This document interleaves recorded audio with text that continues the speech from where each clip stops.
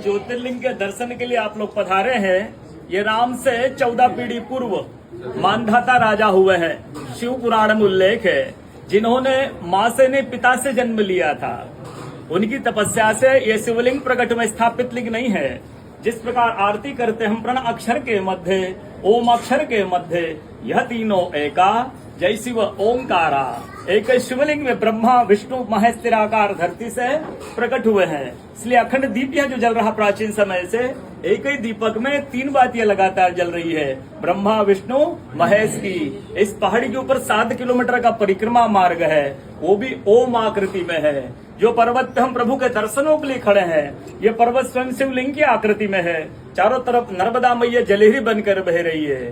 पूरे 12 ज्योतिर्लिंग में शयन आरती होती है, लेकिन बाबा का विश्राम ओंकारेश्वर ज्योतिर्लिंग में है, तो उनके शयन के लिए झूला पल्ला चौपड़ पासे बिछाए जाते हैं। बाबा यहाँ विश्राम करके 3 बजे रात उठकर महाकालेश्वर जाएंगे, वहाँ स्नान करेंगे। इसलिए वहाँ का भस्म आरती प्रसिद्ध है, यहाँ का शयन आरती प्रसिद्ध है। शिव पुराण में भी कथा आती है, महिलाएं 16 सोमवार व्रत करती है, उसमें भी कथा आती है। क्या कथा आती है?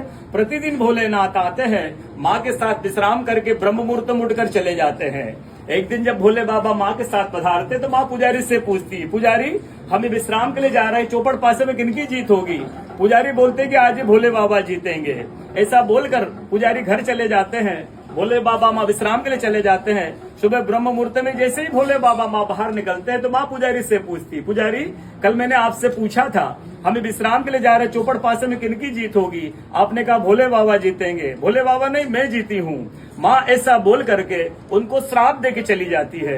उनके तुरंत पश्चात अप्सराएं शिवलिंग पे जल चढ़ाने आती तो अप्सराएं पुजारी से पूछती, पुजारी अस्वस्थ क्यों हो गए? आप तो ठीक थे। फिर पुजारी बताते हैं, प्रतिदिन भोले बाबा माँ के साथ विश्राम करके चले जाते थे। कल भोले बाबा माँ के साथ पधारे, माँ ने मुझसे पूछ लिया, पुजारी हमें विश्राम के लिए जाएंगे, चौपड़ पासे में किनकी जीत होगी? मैंने कहा भोले बाबा जीतेंगे। भोले बाबा ने माँ जीत गई, माँ मुझे श्राप देके चली गई। अप्सराएं बोलती चिंता न करो, हम अंदर जाकर शिवलिंग की पूजा करके आते, फिर इसका उपाय बताएंगे। अप्सराएं अंदर जाकर के शिवलिंग की पूजा करके बाहर आकर बोलती, पुजारी आप 16 सोमवार व्रत कीजिएगा, व्रत करते ही स्वस्थ हो जाएंगे, व्रत करते ही ठीक हो जाएंगे। ये वो कथा का दर्शन प्रतिदिन होता है।